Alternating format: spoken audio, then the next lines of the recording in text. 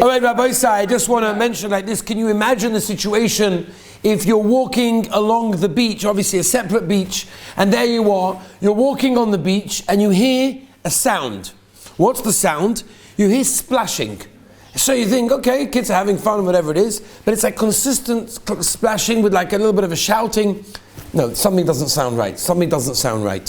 So you give a look and you see there is someone who is right now sinking. He's not able to swim. He's like hanging on for dear life. You can see his arm going up and down. Oh my gosh. Now you happen to be a very good swimmer.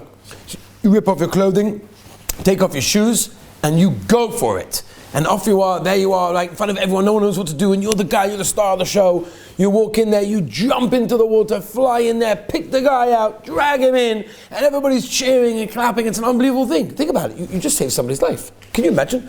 You saved somebody's life, which is the most incredible thing in the world. Because this guy, Mitzvah Hashem, will get married, will have children, those children will have children, those children will have children. You could be saving thousands and thousands of people because you saved one person. Isn't that an incredible thing? I have a question for you.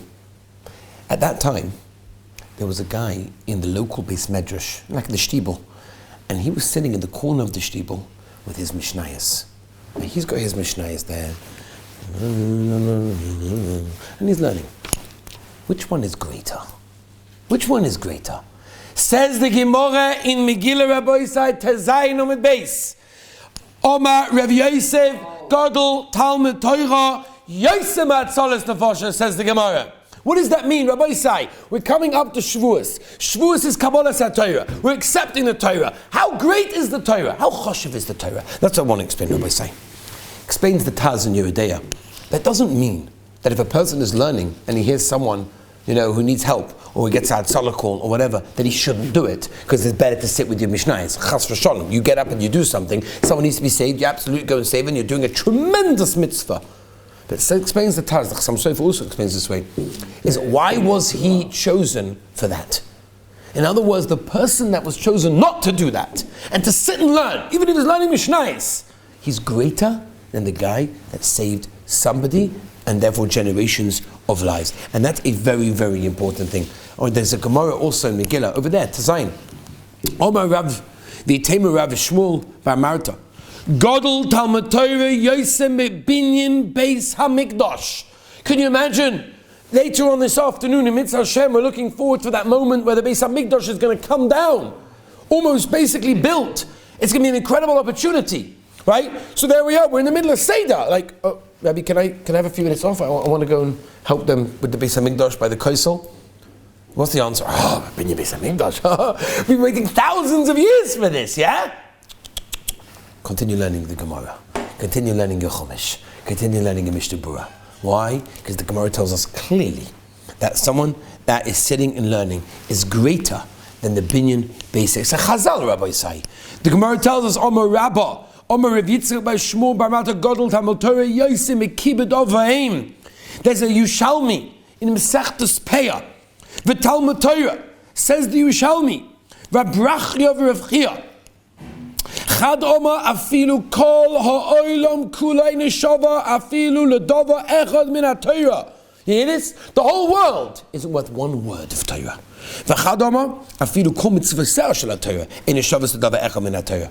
All the mitzvahs in the world. As we know, the mitzvah and the Mishnah in Masechtas Peah, the Shulchan Aruch brings it in Yeridea Reish Mem Vov, Talmud Torah Shokol Kineged Kol HaMitzvahs. The Vilna Gaon is Medayik, and that learns that when you learn one word of Torah, just one word. It's only one word. Yeah, those guys, they don't want to, where were you at Sheh? I came at the end, it wasn't worth coming in. One word of Torah, says the Mishnah, is better and greater than every mitzvah that you can perform. All the Dalet Minim, the beautiful Matzah on Pesach, the Megillah, the Chanukah Menorah, Tefillin, the Tzitzis Adayim, Tzitzis, Shabbos, everything. One word, just one word. Imagine 2, and then 3, and then 4, and then 5. Imagine if you have a headache. Imagine if it doesn't interest you. Imagine if you're doing Chazorah. Imagine if it's on Shabbos Kodesh. Every word, double. You know what that is? Every word of Torah. You know what we're doing? Shavuos, we're being makabel that Torah. We're learning that Torah. We're showing the Rabbanim Shalom, we want this. This is our life. The Nefesh HaChaim, Chaim Volozhin writes, famously, in Shah Dalet, he writes, can you imagine what would happen if there would be no Torah in the world? What would happen if for one moment Torah would stop?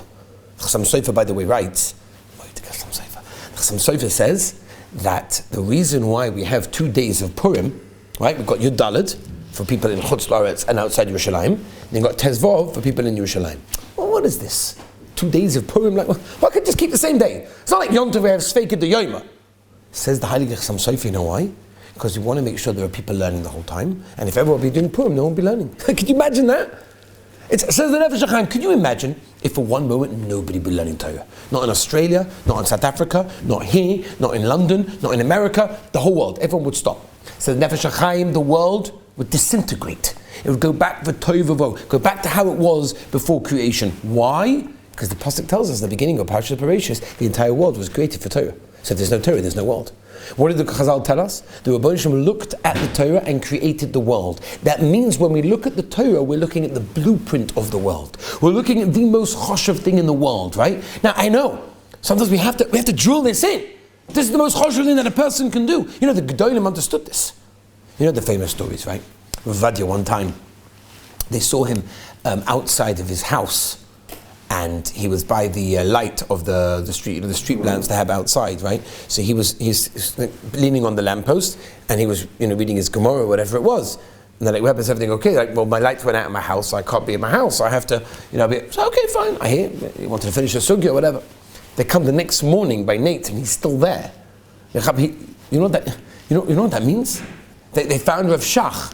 His wife used to always find, like, he was by the pilot light, because in those days they didn't have electric lights, it wasn't so simple, right? So they found him by the pilot light. You know what the pilot light is? By the gas, where you have an electric system where it heats up all the radiators or the hot water, whatever it is, have a little screen over there, and inside you can see like the little light to see if the pilot light's on. So Rav Shach would be there with his Rambam, because there's no other light to see, so he would be over there.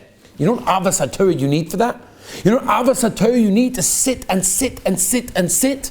That's what the Gedolim understood what Torah is. They understood what Torah does to our lives.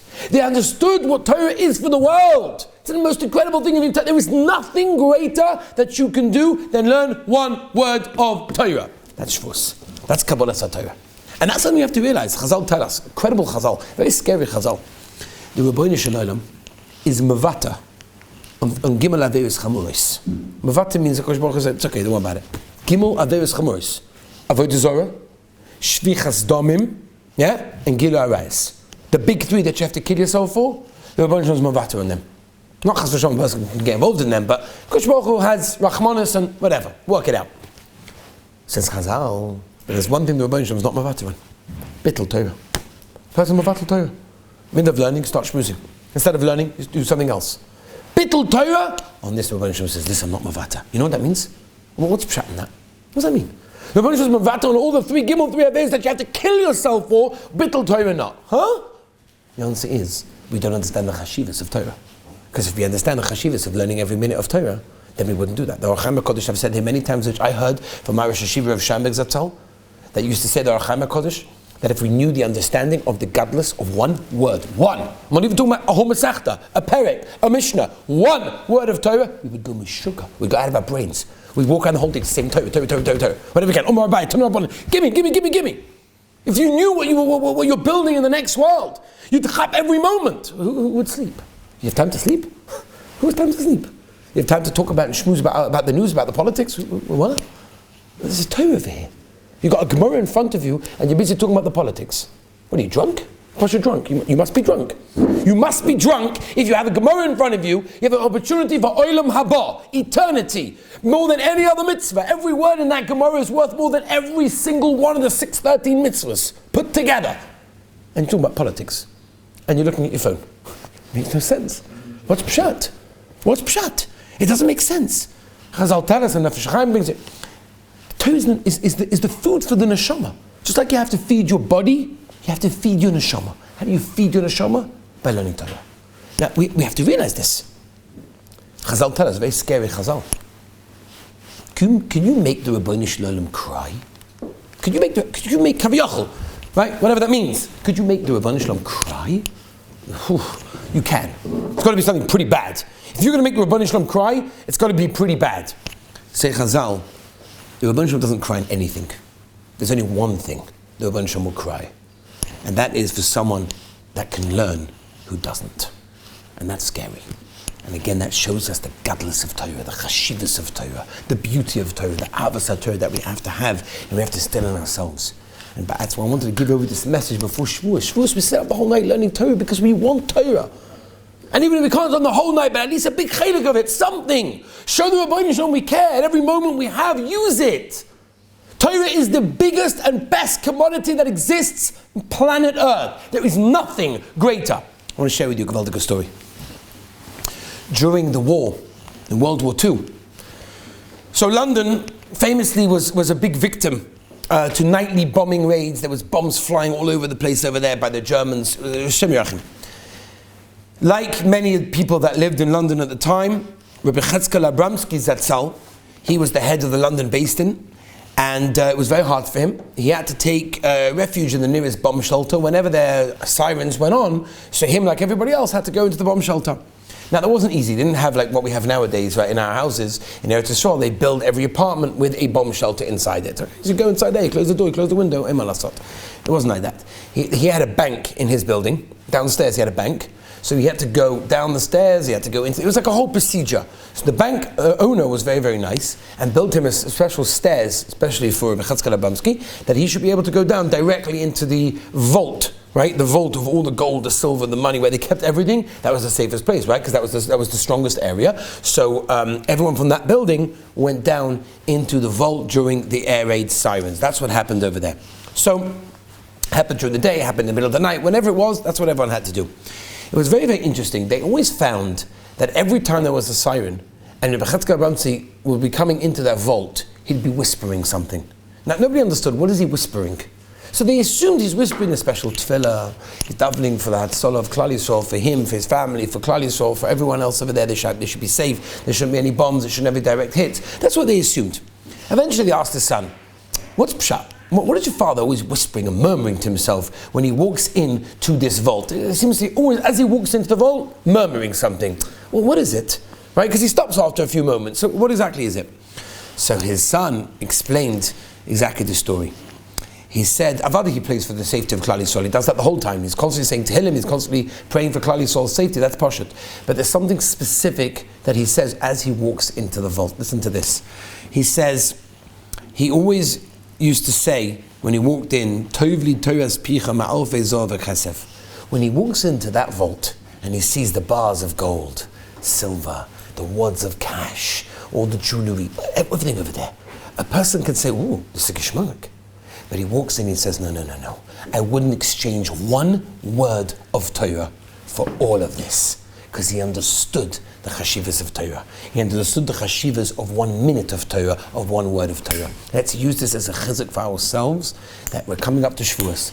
Let's use it. Whenever you have an opportunity to learn, maybe we're not at the level of learning the whole time, but when we do have an opportunity to learn, when we're in the Beis Medrash, when we're sitting in front of a sefer, when we're in a shir, when we're in front of a rebbe, whatever it is, take advantage. Because every moment, every word is lifetimes, is universes, is completely unbelievable that we don't understand. And Be'ez Hashem, we'll get a chizuk from here, B'siyata D'Shmaya.